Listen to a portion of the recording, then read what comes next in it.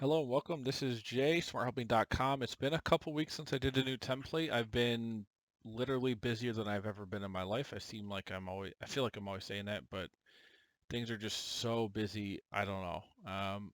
It's great though. It's good. We've got a new template here. This is for retail construction where you're building retail like a strip mall uh, from scratch, not meant for acquisition, for just new construction and then renting it out over time and then selling it at some point in the future up to 15 years.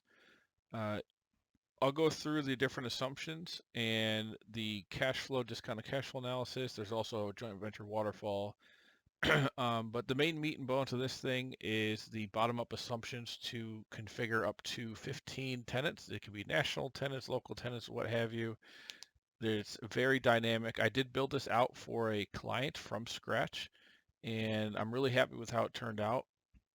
So let's get into the assumptions. So first, here we have the forecast start month. This is just going to go for your labels at top of the monthly pro forma.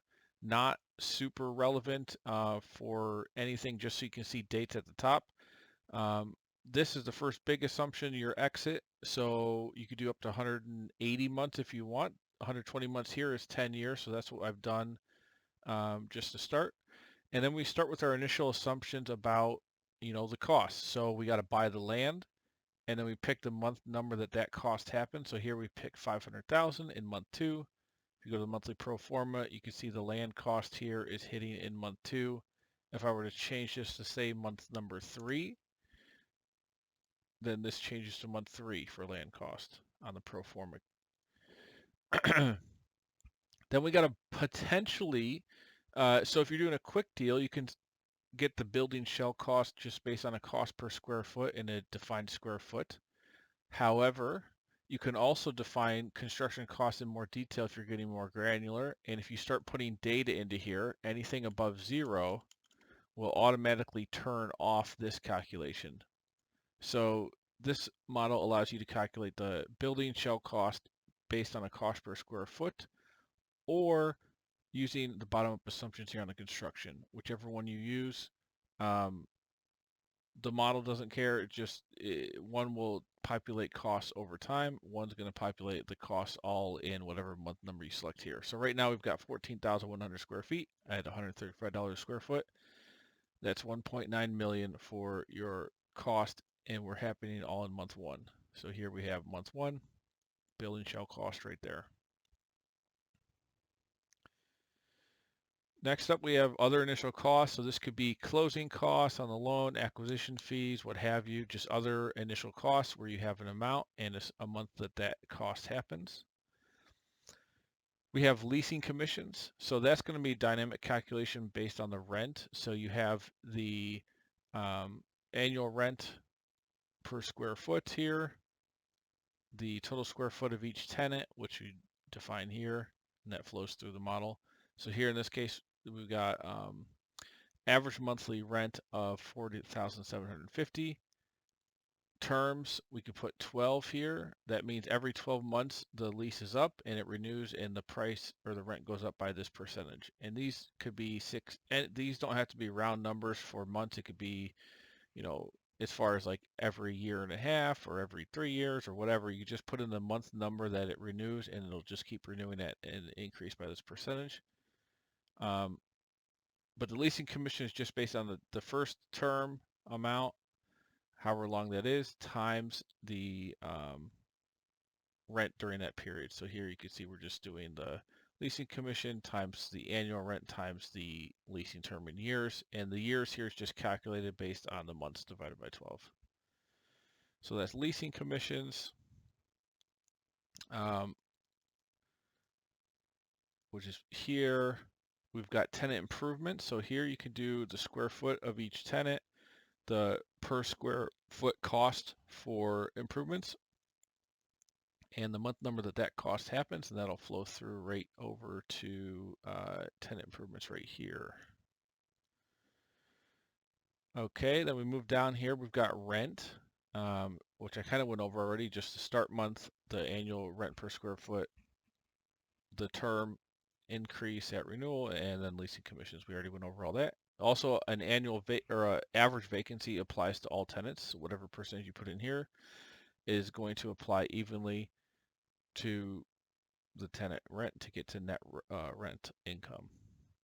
Now, keep in mind, some models do this differently, but I thought this is the most straightforward way, is you define what you expect to be charging, because this is new construction. This is not like there's in-place rents or anything. So you put in what you plan to charge up front, and then you're increasing that based on these renewals here.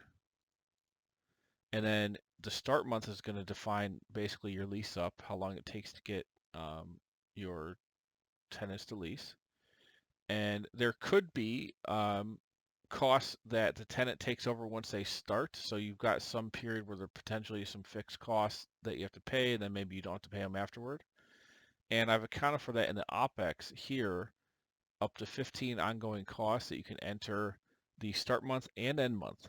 So if the end month is, say, let's say you have some costs going through from month 5 to 10, that's it. It goes from 5 to 10 and it stops. So you can see here for cost 14, it starts, wait, oh, I don't have a cost here. Let me put in, let's say the annualized cost is $12,000, so it's $1,000 a month.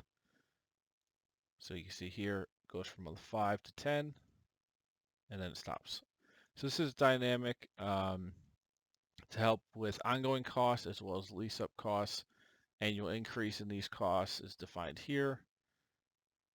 Let's go back here to our general assumption. So rent, vacancy, then loan assumptions. So you can define how much of your construction costs are financed, tenant improvements, land, and building shell. And remember, building shell and construction are actually the same, but you might want to enter different percentages based on which one you're using, if you're going to use the bottom-up construction or the other one. So you could define these here, and that will just define how much of the loan or how much of your costs are going to be financed with loans. The loan tab is over here. These are your draws. You've got an interest-only period that you can define, and then after that, you can convert it to a P&I loan, and there's an option for a refi at some point in the future as well. Only thing on this, you used to make sure in E3 that you put the start month that the first draw happens, whatever that might be. Going down here, exit assumptions, you got to exit cap rate and selling fees. This is going to define your exit value. So if we go to the end month here is 120, you can see we've got an exit value of 12.2 million, which is just based on the annualized net operating income against that exit cap rate. Selling fees, net cash flow. We'll get into contributions, distributions here shortly. Okay, so we've covered all these assumptions, construction costs, OPEX. So the expenses pro rata, I built this because, well, this client wanted to see a per tenant kind of P&L. So if you look at the monthly pro forma, you've got every unit in their rent, vacancy, OPEX, share of OPEX, which is what this defines. And then the tenant improvements and leasing commissions, and then total cash flow over each tenant. So you can kind of track by tenant what they should expect to do over time. Okay, so there's that, is what's going on there. Loan we went over. Okay, next up, so all these assumptions we just talked about kind of come together here in the monthly pro forma. So you've got total rental income across all tenants, which is being calculated here on the M1 tab. This is how all the dynamic logic is working. Rent, occupancy or vacancy, gross rental income, OPEX, net operating income, and then here you've got financing proceeds based on all those percentages we talked about. Your interest only, principal and interest on the conversion to P&I, and then also if you refi, you've got initial loan repaid. If there's any prepay penalty fees, which is all configurable on the loan tab, the refinance proceeds, and then the new debt service. Here's our REFI valuation basis based on a cap rate defined here on the REFI. You can define the cap rate LTV basis, so that'll tell you how much you're going to get, how much loan you're going to get to replace the P&I additional. If you want to do that, you don't have to. You could always select no on this. All right, moving on down here, you've got land. All these costs, we kind of went over the initial cost: land, building shell, tenant improvements, construction, items. These are like closing costs, extra other costs that are not financed, leasing commissions, and then exit proceeds, selling costs. And then final cash flow, debt service coverage ratio to see how your net operating income is able to cover your debt service. And then here, so this is a really interesting part. If you're doing a joint venture, so if you're not doing a joint venture, then you basically stop here, and this is just the project's cash requirements. Here's the cumulative cash flow on the general assumptions. You can see up at the top here. Here's your sources, uses of the whole project. So in this case, a minimum of $866,000 is required in equity. $1.7 million loan, and then we've got net operating burn surplus of $43,000, which also will impact the net equity needed. But you have to add that in to get this to balance. And then your uses, so what you're using all this money for: $2.4 million for building shell plus land, $50,000 for other costs, leasing commissions, tenant improvements. So those always balance, and you could change these numbers to anything as long as they're logical, and this will always balance. So, and then here's the output summary for your project: 70% IRR if monthly convention, 61% if annual. And the annual is just assuming all cash up front instead of over time. The monthly convention is just taking literally the monthly cash flows of the project, and the IRR of those, annualizing the monthly periods into an annual IRR. So these are both like considered, this is both an annual internal rate of return. It's just the basis for how you're calculating it is different, depending on which one you want to use, but I show both here. And then equity multiple of the project is 15.5x, meaning you'll get 15.5 times your money back in the end. Okay, so that's if you're just doing your own project, no investors or no GPLP. If you are doing a GPLP structure, on here you can define when the distributions will start at some month number, and then how much of the if the cash flow is positive for a month, then how much of that will be distributed. And then based on all these different things, you can see here's our minimum bank balance, which should not be negative. Here it is. Maybe we'll put 90% here to have oh, it is still negative, probably because on the monthly detail here, you can actually define manually where you're getting investments from and when. So if I put 0 in here, then this bank balance is obviously negative because we haven't, we had to fund the project and we haven't put any money in. So our minimum we know is 866,284, so we could put that in here. And now you can see we've got just enough. Maybe we'll put 285, just so we're just enough cash to cover the minimum requirements. Now, if you want to reserve, you could always put a reserve in here in item 1, 2, or 3, or well, yeah, that'd probably be the best place to do it, and it would just mean that the minimum equity requirement includes this having that much of a reserve, whatever that might be. But here on the monthly pro forma, you could define when investments are taken in, and this is going to trigger the waterfall to start tracking interest due whenever you put in an investment here. And this is an IRR hurdle waterfall. And then you've got your automatic distributions, which is just the start month based on your general assumptions here and the percentage amount distributed. And also, if you want, you can override that or maybe put 0%, and you could manually put in distributions here in row 74. And then the main thing is you want to make sure row 76, the bank balance never goes below 0. So you can see here's our REFI. So we had a big, where was that at? Month 36. You can see that's a big distribution, and then on the exit you'll see a bunch. And then just you want to keep in mind that if you put numbers in here and start changing the assumptions, you want to go back here and check to see if this makes sense.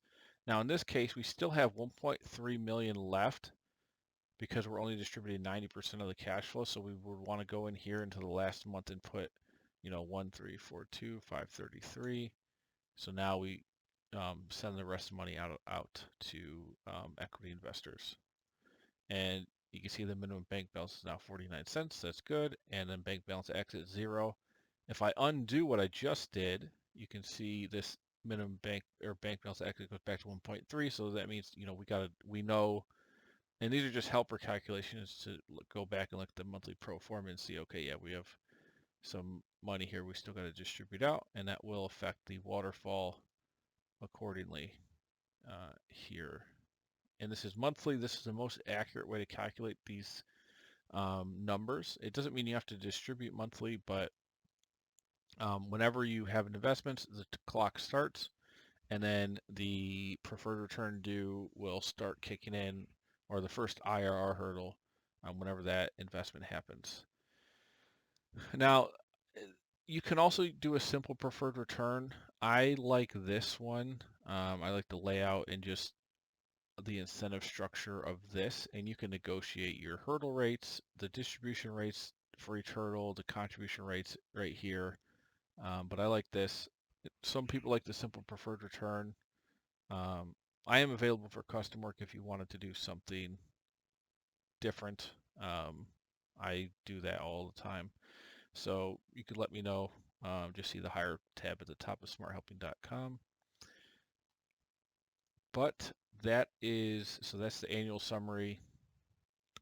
You can see that, or the waterfall summary. Here's the annual summary of that waterfall. So you can see the LP's cash flows all up here, GP down here, contributions, distributions, and then I split out the distributions so you can see how much is being distributed within each of the tiers of the waterfall, 1 through 4. So this is saying, up to 10% IRR is tier 1, up to 15, well, between 10 and 15% is tier 2, between 15 and 20 is tier 3, and then over 20% would be tier 4. And we're splitting it, I believe, 50-50 in tier 4.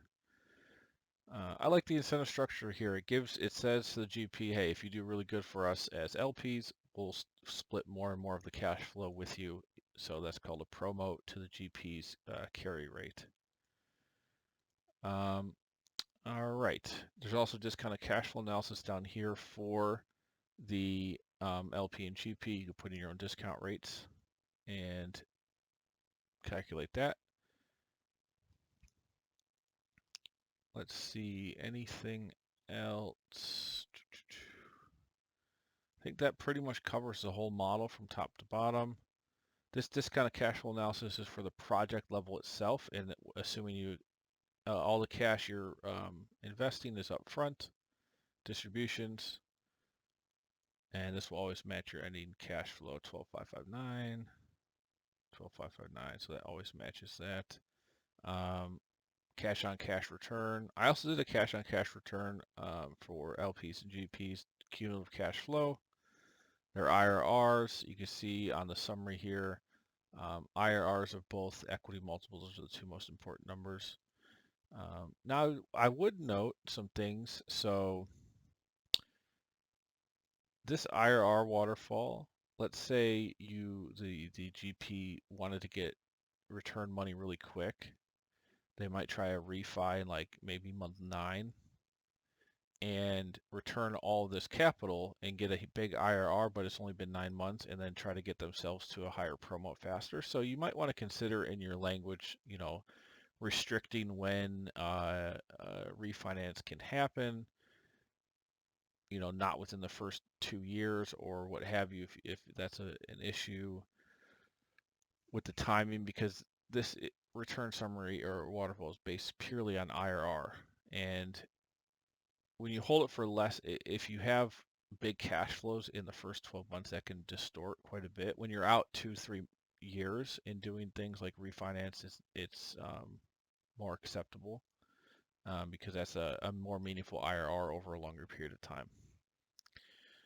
But just keep that in mind, and this is not financial advice. All these assumptions in here are completely arbitrary, so you go in here and fill in your own data, and I'm not liable or Responsible for how you end up using this. This is just a calculator that I've built, and you can use it however you want at your own risk. And please note there could be errors in the file. I can't guarantee there's not, so keep all that in mind. Alrighty, if you want the template, I will post it at smarthelping.com. It'll be obviously under the real estate templates. I'll put it in the underwriting templates. It'll go right up at the top. It's also will be included in the bundle if you want to buy all the real estate models, and it'll be included if you want to get the all models bundle. I've built models across hundreds of industries for 500 bucks. It's also included in that. I don't know any other. I might include it in the construction bundle as well, because this is for new construction of a retail building where you're renting out to tenants. So I think I might put it in this. Let me see any other ones that would make sense. Construction.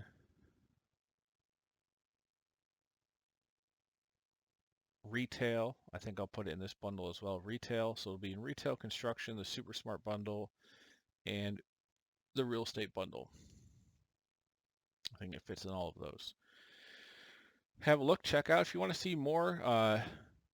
If you look at the financial models tab at the top of smarthelping.com, you can check out hundreds of different financial models for a lot of different industries. I do a lot of bottom-up assumptions and all kinds of industries, a lot of SaaS work, real estate, waterfalls, joint venture waterfalls, business valuation, general models, accounting tools, all sorts of things here I've done in spreadsheets over the past decade, and I'll continue to build. I love doing this stuff. So check it out. If you want to hire me, it's $275 an hour, and I'm quite busy right now. There's at least a 2-day wait for new work.